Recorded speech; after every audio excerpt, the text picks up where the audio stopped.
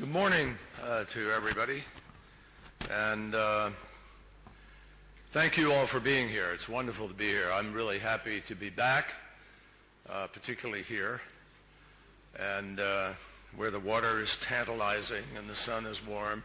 I come from the land of 7-foot snowdrifts right now, Massachusetts. As you've been watching, we've had unparalleled amount of snow. And I was thinking, as I was just listening to the introductory comments, watching the video, and looking at this unbelievable gathering here of business people, all of whom have come here with an appropriate sense of possibilities, of enthusiasm, and a belief in the possibilities of the future. And then I was thinking about some of the other challenges that we obviously face within the region, discussions that I've been having with respect to Iran and Daesh and Libya and Yemen and different challenges. So I was reminded actually of a story of Winston Churchill, who came to America at one point after the war to receive an award for temperance. Temperance means not drinking, not being, excessive.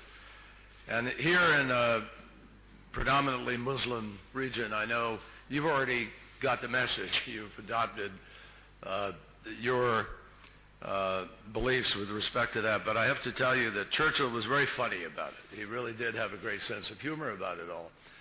And so when he was brought in to receive this award, the person giving him the award looked at him and said, Sir Winston, we've actually discovered that you really do drink a little bit. In fact, we've figured out that you have a little wine at lunch, and then in the middle of the afternoon you have a small constitutional, and then in the evening, again, wine with dinner, and then, of course, you take your bath with a good glass of brandy.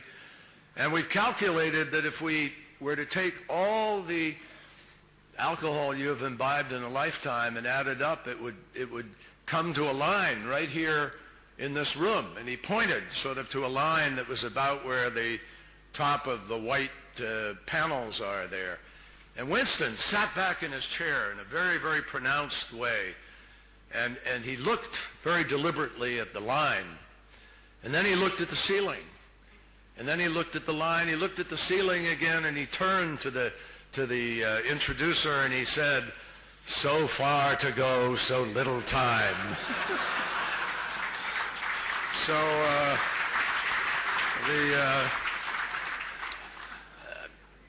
I couldn't help but say to myself, time is the challenge here. Long way to go, but a lot happening. And we're beginning to get up to that line in terms of the investments, the things that need to happen to restore confidence. So I want to talk about that just a little bit here this morning. I really do. But I want to thank Kurt, first of all. Thank you, Kurt, for what you do. Thank you for what Coca-Cola does. And for the leadership on the U.S.-Egypt Business Council, together with Apache and Exxon and others. I think those of you who know Coca-Cola as a company, probably the world's most recognized corporate brand, it really is a model case of a company that thinks globally but acts locally.